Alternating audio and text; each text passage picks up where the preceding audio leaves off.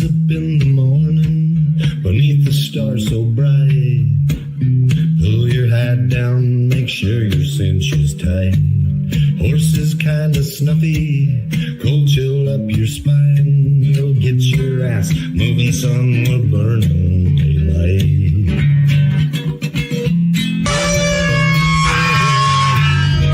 Howdy there, I'm Matt McKinley and we're burning daylight. In the saddle till the job's done right. Welcome to Burning Daylight, the only podcast for the working cowboy. Well, top of the morning to you, daylight burners. Happy Paddy's Day. This is the Friggin Farm and Ranch Report for Tuesday, March 17th, 2026. As I said, it is St. Patrick's Day, and we got a show that matters. I'm still reading off the AI teleprompter script here. Anyways, so it says we're putting together a show that matters. Tight cattle, the Packer squeeze, and why you need to be thinking about fire today. All right. As I said, Friggin Farm and Ranch Report. Today's market, so this was yesterday as I put this together. Live cattle were up 230 to 295. Cash in the mid 234s. Cash trade is settling in at the mid 234s live, with some dressed beef hitting about 372. That's good news if you're feeding, but the feeder cattle futures are up nearly $7 in different spots. March feeders are sitting at 355.45. And this is what happens when everybody knows that the calf supply is real short and fat cattle prices are holding pretty strong. Lean hogs are firm. Nobody's really panicking on that. On the flip side, though, the soybeans got hammered yesterday, down the limit because of the China trade talks and the uncertainty there that bleeds into the corn weakness too. But wheat has been holding its own on the expert, and dryness concerns in the southern plains. Packer leverage shift and freaking AI. Here's what your neighbors might not be talking about yet, but they should be. The Packer advantage is starting to slip. So we've got cattle on feed down about 5%. The show lists are getting shorter every week. And then months when the supply picture was at its... we've got months that the supply picture was at its tightest since 2015. So the Packers are being forced to bid harder for cattle they used to take for granted. And so that's called leverage. And it's not game-changing leverage, but it is leverage. So then they say, but, and this is important. This is AI speaking. Don't overreach. The Packers still control the chain speed. They still set the pace on the finished cattle. And you should have a little bit more backbone when you price fats, but your local packer is not your buddy. He's just respecting tighter numbers. So, it's kind of a weird market. Packers still got they still hold a lot of the cards, but with the tight numbers, low numbers, border shut down, your average producer has some leverage that they used to not. So keep that in mind as we move forward. Input cost squeeze. It's still happening. That Iran thing has got everything all sorts of mucked up, and I don't want to hear it from any of the diehard Trump people talking about how this is a glorious move. No, this is another potential disaster. That the last one was 20 years long. Well, more than 20 years. We're still there. So it's not looking great. I'm not real optimistic about that whole situation at the moment. But because of that, let's talk about the squeeze that's going on. So the cattle prices are up, margins should be good, but your input costs are not great. Diesel's up 40 cents here in Nevada, just in the last 10 days, back up over $5 a gallon. Unleaded's up over $4 a gallon again.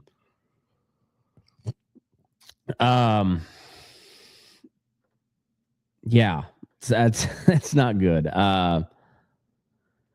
Fertilizer has it's kind of leveled out, it seems like, but it's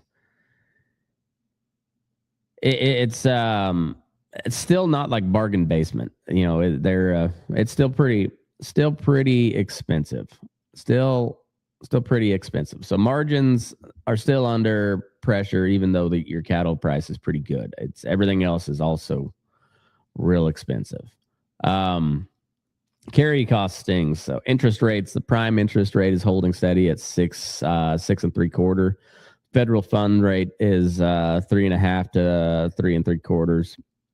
So the Fed's meeting this month on the 18th and 19th.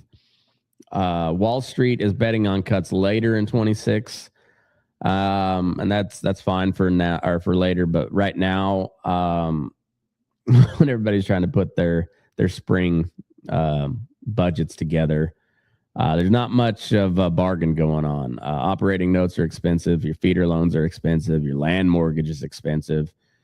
And if you're carrying debt like most ranches, that really eats away at your margins. Really takes a chunk out of things. So, and then, diesel. And so pay attention because this is where it really gets tight on everybody. So in Nevada, like I said, it's over $5 a gallon right now. I think we're a little bit below $5 here in Yerington. I think it was like at 479, 489, something like that. It's probably up over 5. So midweek last week is about 50 cents cheaper. The Middle East, that has got all the crude oil shit up in a tizzy. They released strategic oil reserves the other day, so that helps some. But diesel affects everything. Every truck that, outside of a handful of the Tesla semis, every single truck's got a couple hundred gallons of diesel in there. Everyone that's hauling cattle to the barn, that's hauling cattle to the plant, anything that's hauling produce, box beef, anything that's on a truck, diesel's affecting that. For a guy running a big truck twice a day, it's like $150 a week that wasn't in your budget.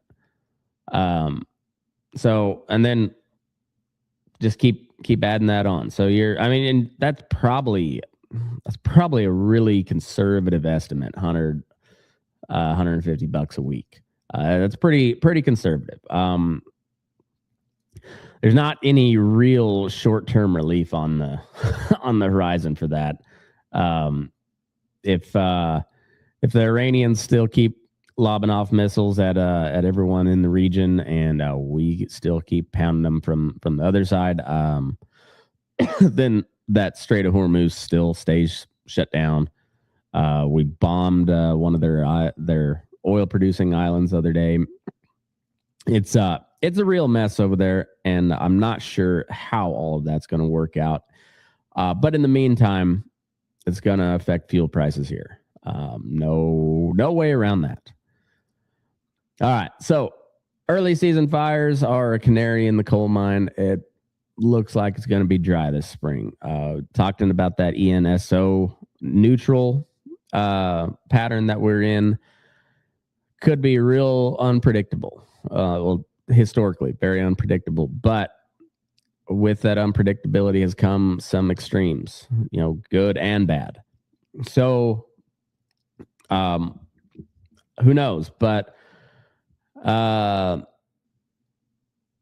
it's time to look at this. So over the last couple of weeks, we've had a couple small 2-acre fires that got away from burn piles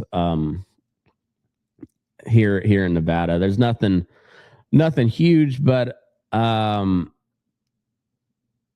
there's plenty of fuel, and it's kind of dry. Our snowpack has been good, so but with a lot of snow comes a lot of growth, and with a lot of growth comes a lot of shit to burn. And California, if you know, likes to let shit burn. They I don't know if they like to let it, but they seem to have a lot of fires every year. So when you see little small fires like this real early, before any spring growth here, you're looking at what could be the canary in the coal mine. It's dry, and the wind patterns are setting up for for dry conditions, and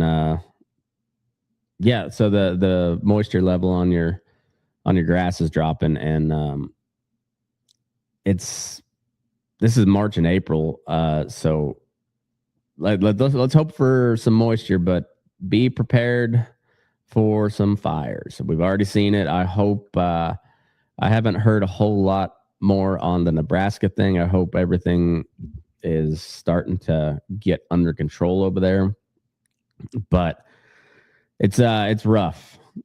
So here's what you need to do. Start prepping for fires now, and not in July when it's already when it's already a tinderbox. So clear some space around your headquarters, your corral, your haystacks. It's a must do. Just be smart. If you're burning piles, coordinate with your neighbors, check the weather, check the wind, and talk to the county, get your fire permits, all that. I'm not big on the government regulation type of stuff, but it is nice to know, so the fire department can be like, hey, these guys are burning. Let's be ready.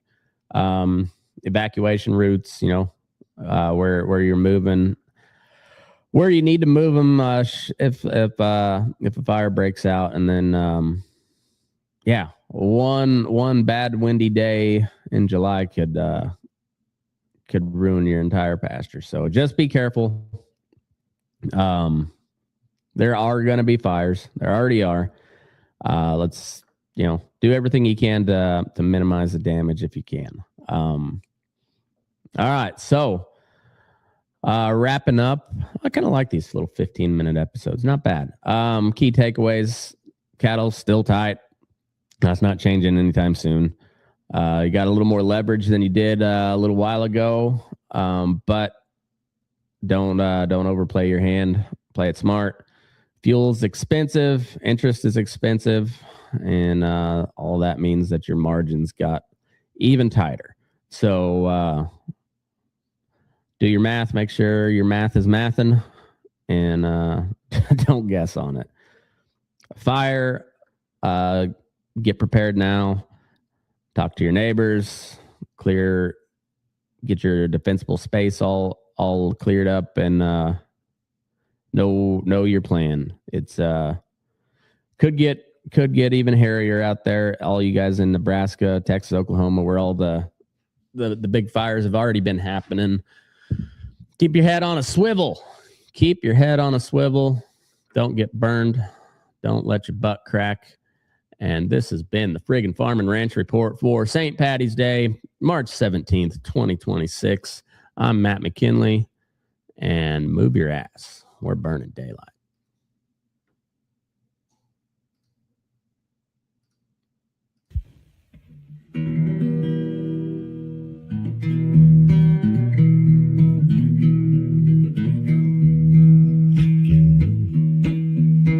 Your eyes up in the morning, beneath the stars so bright.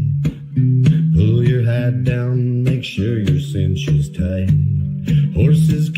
snuffy, cold chill up your spine. We'll get your ass moving, son, we're burning daylight. Burning daylight. Burning daylight. In the saddle till the job's done right.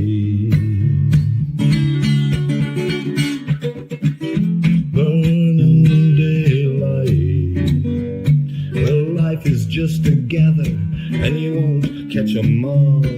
But when you ride through the gate, make sure you sit up tall. I can see the horizon, it's looking pretty bright. Well, get your ass moving, son, we're burning daylight.